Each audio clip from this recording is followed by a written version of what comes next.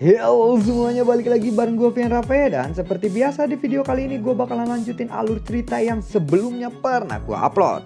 Dan gak kerasa juga gue udah sampai ke session 7-nya ya. Dan tanpa banyak basa-basi lagi, yuk kita langsung check this out aja alur ceritanya.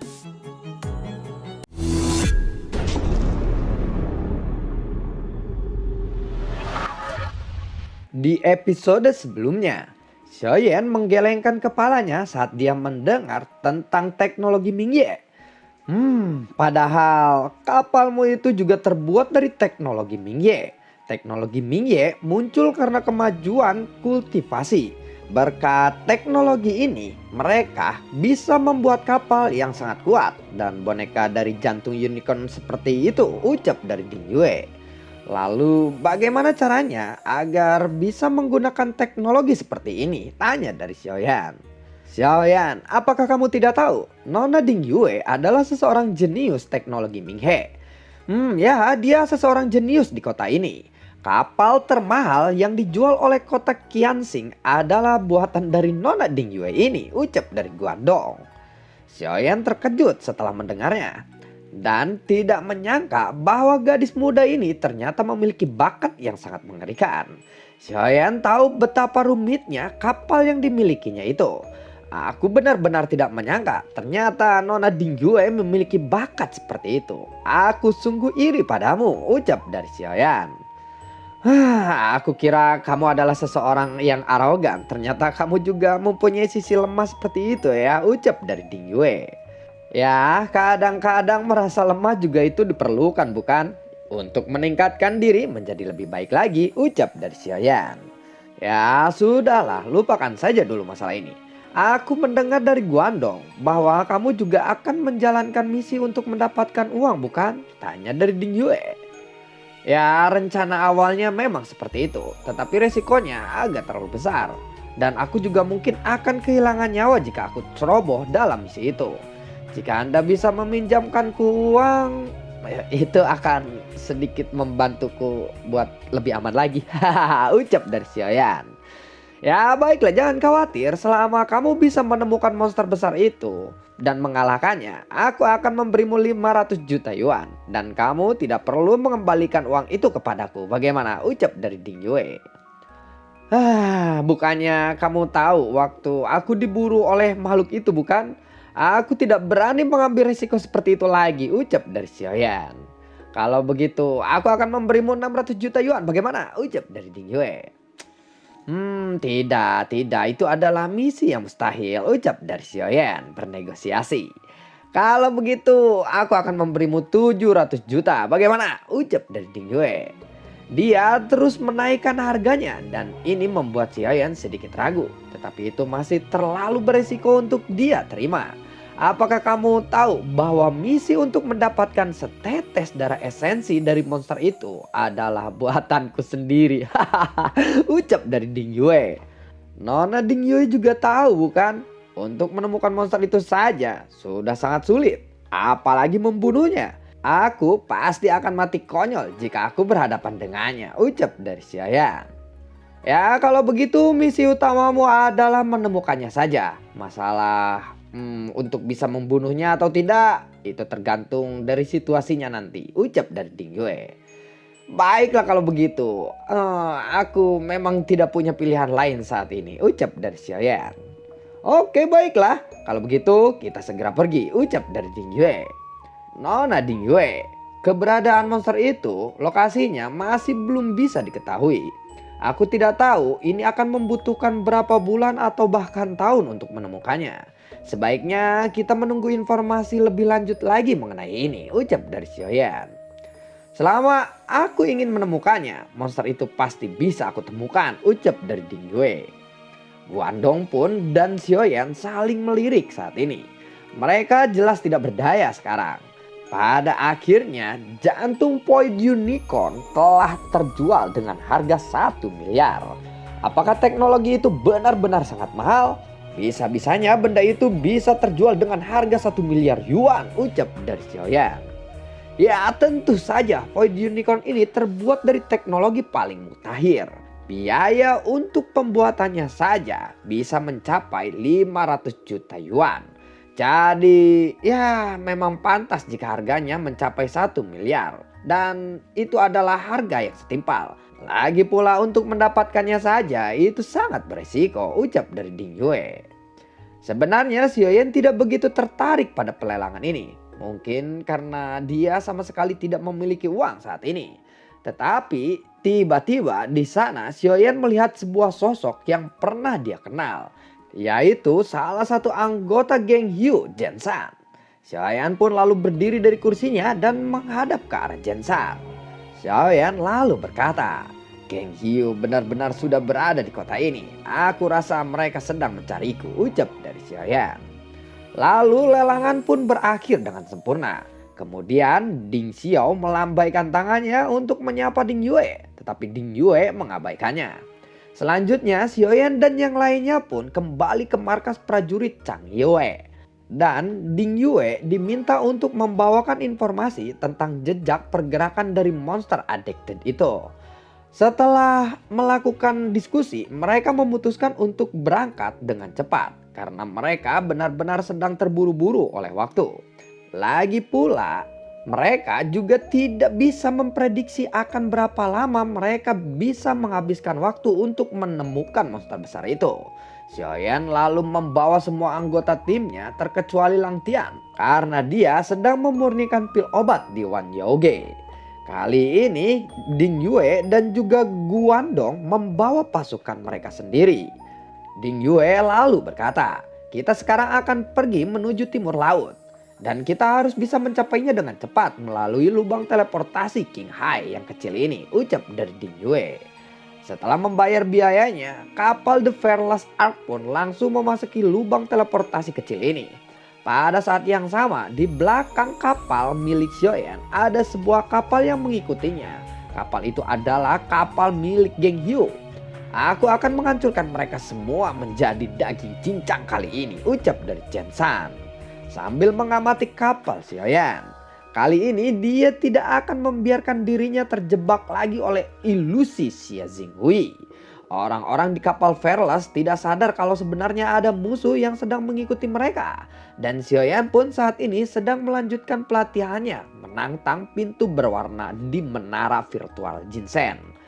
Xiaoyan dia lalu bergumam, "Aku khawatir tidak lama lagi aku akan benar-benar menghadapi geng Hyu. Dan sepertinya saat ini Jensan mungkin akan menjadi musuh utamaku. Jadi aku akan mencoba menantangnya di menara virtual ini," ucap dari Xiaoyan.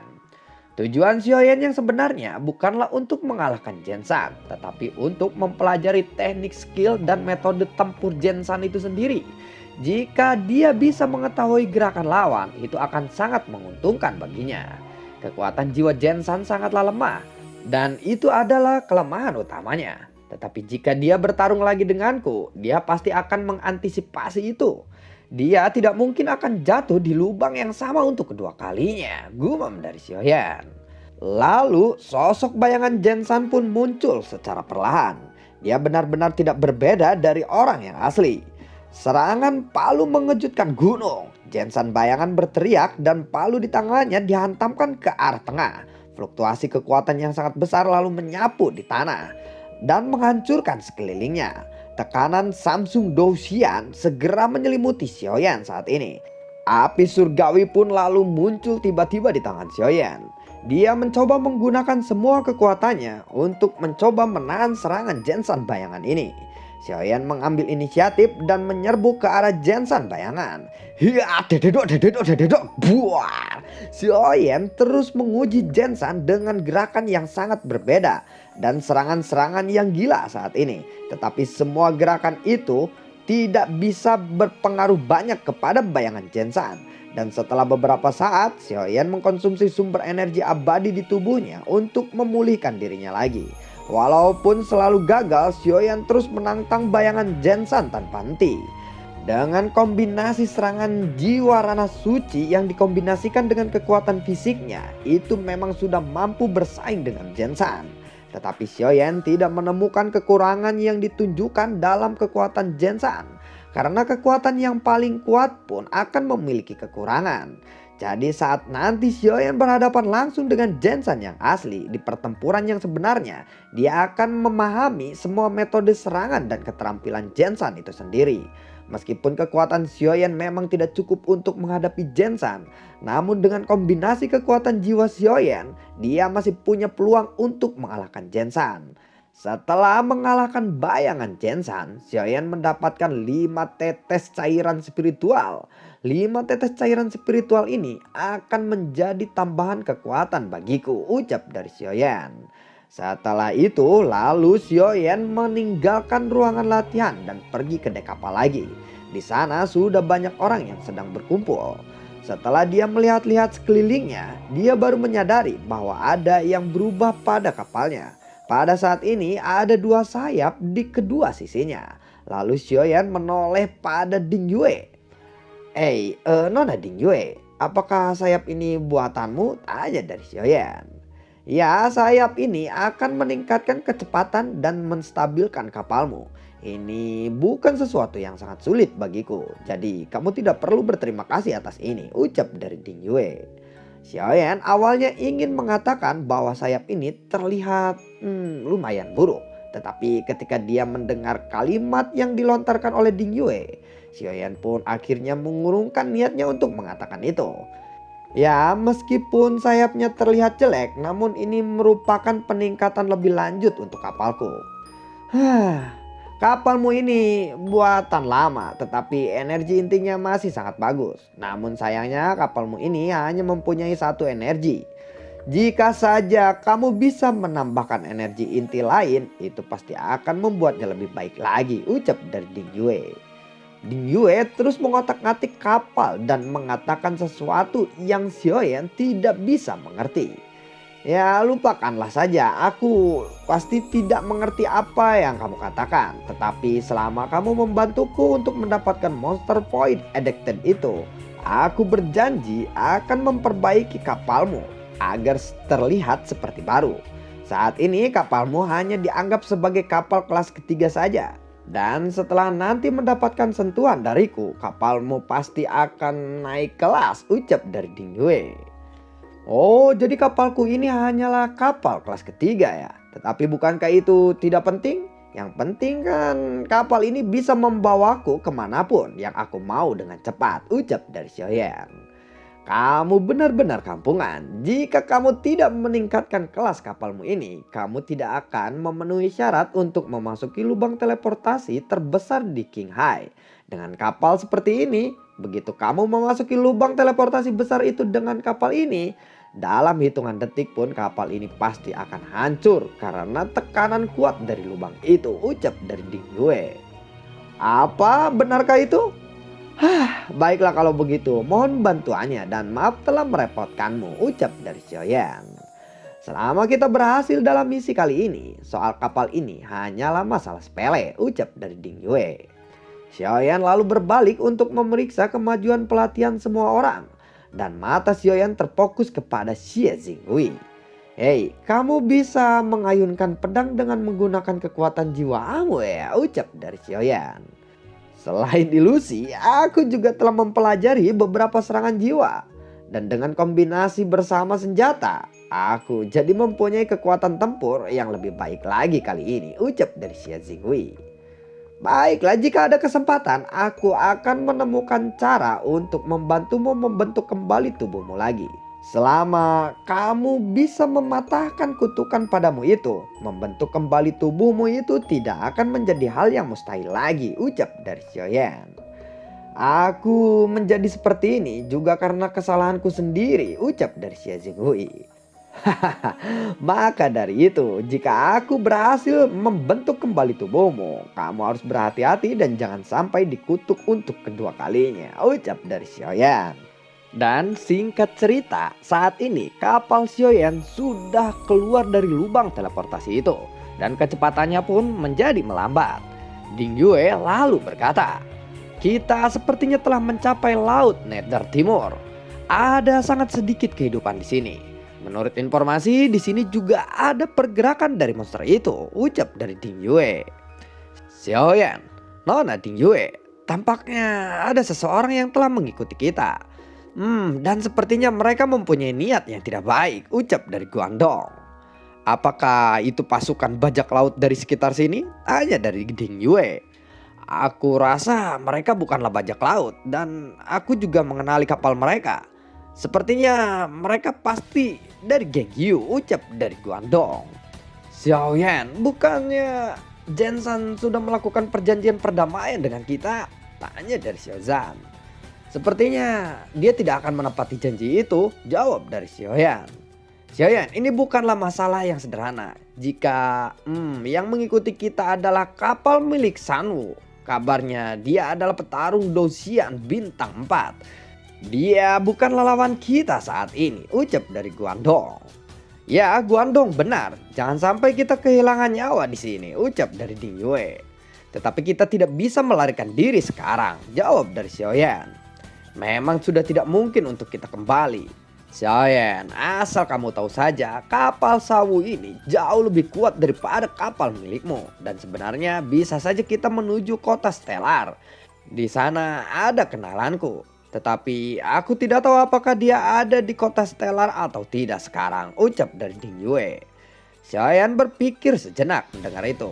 Masih ada waktu sebelum geng Hiu bisa menyusul mereka. Dengan kecepatan penuh mungkin saja kapal miliknya bisa sampai ke kota Stellar sebelum geng Hiu itu bisa mengejar.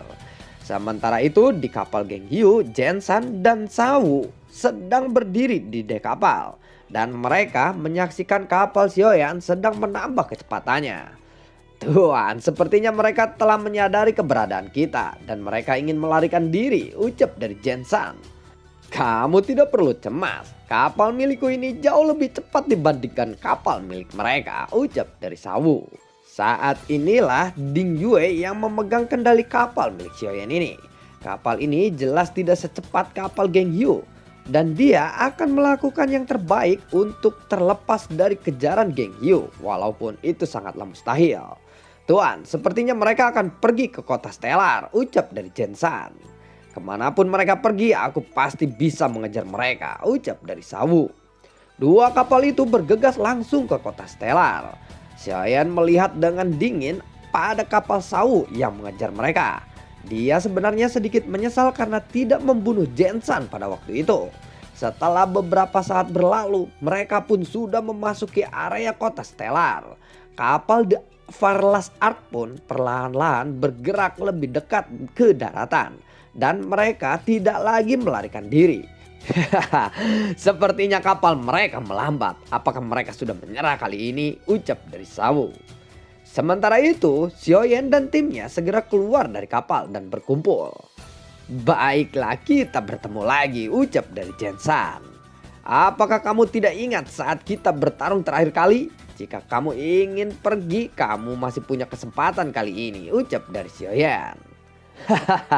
Jangan terlalu sombong. Hari ini aku akan menunjukkan kepadamu betapa kuatnya diriku, ucap dari Jensen. Apakah kamu bercanda? Tanya dari Xiao Yan. Mendengar kata-kata dari Xiao Yan dan ejekan dari Xiao Yan itu, Jensen lalu marah seketika. Terakhir kali kita bertarung aku memang lengah sedikit. Tetapi kali ini hal seperti itu tidak akan pernah terjadi lagi, ucap dari Jensen. Jadi, baiklah jika nanti kamu memohon ampun padaku lagi, kali ini aku tidak akan mengampunimu, ucap dari Xiao Yan. Tidak mungkin karena kamulah yang akan mati hari ini, ucap dari Jensen. Jensen lalu melangkah ke arah depan mendekati Xiao Yan dan tanah di sekitarnya pun terasa bergetar. Tekanan kekuatan kali ini memang bukan main-main. Lalu Jensen melesat dan menebaskan palunya ke arah Xiao Yan. Hiat buar. Namun serangan itu meleset dan palunya menghantam tanah yang kosong. Xiao Yan bisa dengan cepat menghindari serangan itu. Apa cuman itu kekuatanmu? Mana bisa untuk membunuhku dengan kekuatan seperti itu? Ucap dari Xiao Yan. Lalu Xiao Yan menoleh ke arah timnya. Semuanya ayo kita siapkan formasi, ucap dari Xiao Yan. Lalu energi doki dari semua orang segera terkumpul pada pedang Xiao Yan. Dan kekuatan Xiao Yan dan yang lainnya pun tiba-tiba melonjak. Ya sialan, tiba-tiba Xiao Zhan meraung. Dia melesat ke arah Jensan dan mencoba menahan serangan Palu itu dengan menggunakan tangan kosong. Hiat blentering, buar. Suara benturan keras pun terdengar dan palu dari Jensan benar-benar dihentikan oleh Xiaozan. Tetapi itu hanyalah sesaat. Dalam sekejap seluruh tubuh Xiaozan terpental ke belakang. Untungnya Xiaozan tidak terluka terlalu parah. Sialan manusia lemah, ucap dari Jensan. Tiba-tiba palu Jensan pun membesar. Dan lagi-lagi palu itu diarahkan ke arah Xiaozan. Hiya, buar, prak, buar. Kali ini serangannya sangatlah kuat. Suara kencang terdengar saat Xiaozan jatuh ke dalam tanah. Jensan lalu berkata, kali ini satu orang telah kukalahkan. Siapa selanjutnya? Ucap dari Jensan. Kalian semua jangan khawatir, ucap dari Xiaoyan. Lalu bagaimana kelanjutan ceritanya? Nantikan konten gue berikutnya dan semoga sehat selalu untuk kalian. Kali ini mungkin akan sedikit berbahaya untuk Xiaoyan menghadapi Jensan beserta Sanwu ini ya. Nantikan konten gue berikutnya dan semoga sehat selalu untuk kalian. Gue tidak lupa untuk selalu ucapin terima kasih banyak buat kalian yang sudah mendukung channel ini dari awal hingga saat ini. Dan gue ucapin terima kasih banyak juga buat kalian yang sudah mensupport channel ini lewat link Saweria di bawah kolom deskripsi. Dan semoga sehat selalu untuk kalian. Sampai jumpa dan sampai ketemu lagi di video gue berikutnya. Dadah, assalamualaikum.